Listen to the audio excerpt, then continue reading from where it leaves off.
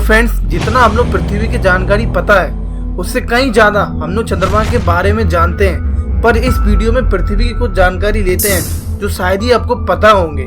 पर YouTube पर कई वीडियो देखे होंगे जिसमें थंबनेल में लिखा होता है कि पृथ्वी के नीचे के हिस्से में पानी गिरता क्यों नहीं या इंसान गिरता क्यों नहीं।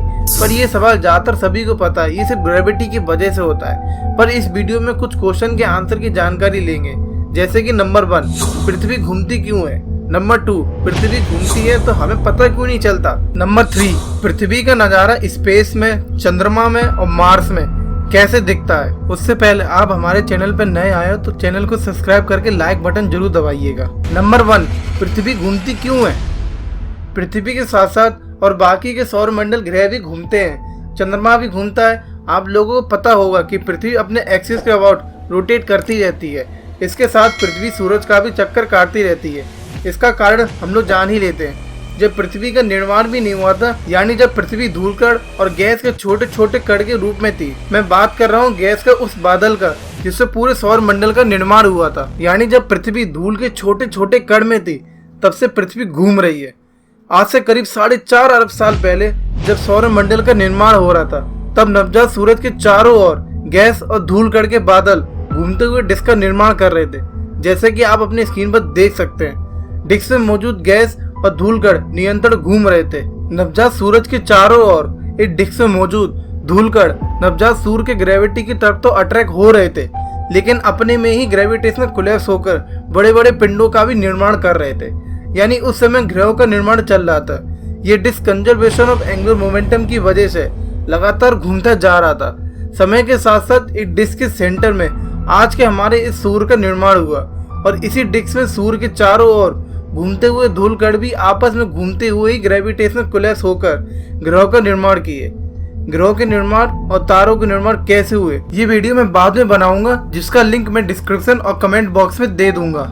यानी उनका निर्माण ही अपने एक्सिस के अबाउट घूमते हुए हुआ। अगर मैं आपको सरल भाषा में बोलूं, जैसे कि आप जानते होंगे कि अगर कोई वस्तु मोशन में है तो वो तब तक मोशन में रहेगी जब तक उसे कोई एक्सटर्नल फोर्स लगकर उसे रोकने का प्रयास ना करे। सौर मंडल ग्रहों के साथ भी ऐसा ही होता है। ग्रहों का जन्म घूमते हुए हुआ और उन्हें भारी फोर्स रोका नहीं, इसलिए वो अपने अक्ष पर घूमते गए और इनर्शिया ही वो मूल है जिसके कारण सभी ग्रह अपने एक्सिस के अबाउट घूमते रहते हैं। ऐसा माना जाता है कि करोड़ों साल पहले थिया नामक ग्रह पृथ्वी से टकराया था, इसलिए पृथ्वी की घूमने की रफ्तार कम हो गई। इससे पहले एक दिन सिर्फ 6 घंटे का होता था। अगर आपको जानना है कि पृथ्वी का निर्माण कैसे हुआ तो ऊपर आई बटन में देख सकते हैं, आपको वीडियो देखकर मजा आ जाएगा। नंबर 2, पृथ्वी घूमती है तो हमें पता क्यों नहीं चलता। क्या आपको पता है कि आप इस समय 1075 किलोमीटर प्रति आवर की स्पीड से घूम रहे हैं। इवन हर समय घूम रहे हैं, लेकिन आपको पता नहीं चलता। अगर हम घूमते हैं तो हमको यहाँ नहीं होना चाहिए। हमारी हर समय जगह बदलती रहनी चाहिए। हमारे मकान भी यहाँ नहीं होते। झूले में बैठने के बाद आपको लगता है कि झूले के साथ साथ आप भी घूमते हैं। ये बात सब जानते हैं। पृथ्वी अपने एक्सिस पर घूमती रहती है। पृथ्वी ही नहीं, स्पेस में ज़्यादातर हर चीज़ गतिशील है। अब आप दूसरा क्वेश्चन ये भी कर सकते हैं कि चलो मान लिए कि हर वक्त घूमते हैं, तो ये बताओ कि जब हम जंप करते हैं तो उस जगह पर लैंड क्यों नहीं करते। हमें दिल्ली में लैंड होना चाहिए, क्योंकि पृथ्वी की स्पीड इतनी ज़्यादा है तो जंपिंग स्पॉट और लैंडिंग स्पॉट के बीच कुछ ना कुछ डिफरेंस होना चाहिए। पर ऐसा क्यों नहीं होता। पृथ्वी कांस्टेंट स्पीड से लगातार घूमती रहती है। इसके घूमने की गति में परिवर्तन होने में करोड़ों साल लगेंगे। पृथ्वी के साथ साथ हम भी घूमते रहते हैं, ये हमें महसूस नहीं होता। इसके लिए एक एग्जांपल बता देते हैं कि मान लीजिए कि आप एक ट्रेन में बैठे हैं जो लंबे समय से लगातार 80 किलोमीटर प्रति आवर की स्पीड से चल रही है। तो क्या आपको पता चलता है कि आप 80 किलोमीटर प्रति आवर की स्पीड से चल रहे हैं। जब तक आप खिड़की से बाहर नहीं देख लेते आप अंदाजा नहीं लगा पाते। इसी तरीके का नियम पृथ्वी पर भी लागू होता है। पृथ्वी जिस स्पीड से घूम रही है उसी गति से हम भी घूम रहे हैं और पृथ्वी का वातावरण भी उसी गति से घूम रहा है। इसलिए हम लोगों को पृथ्वी का मूवमेंट का पता नहीं लग पाता। चलो आप ये बात समझ गए होंगे। अब ये सवाल तो रह ही गया कि जंपिंग स्पॉट और लैंडिंग स्पॉट में कुछ ना कुछ डिफरेंस होना चाहिए।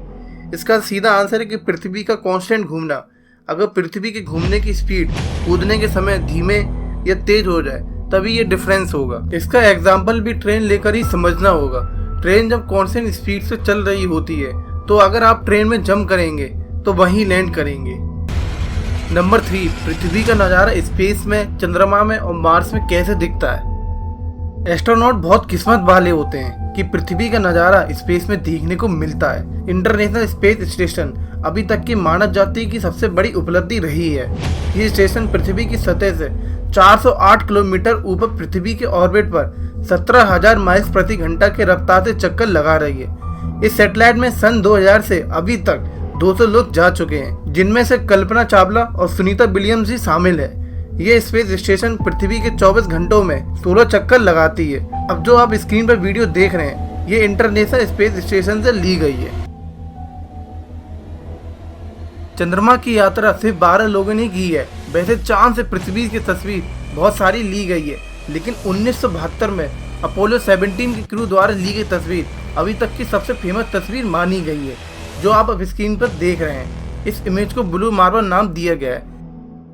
इससे पहले 1968 में पहला मानव मिशन अपोलो 8 द्वारा ली गई पृथ्वी की तस्वीर बहुत ज़्यादा फेमस रही है, जो आप अपनी स्क्रीन पर देख रहे हो। इस इमेज को अर्थराइज नाम दिया गया है।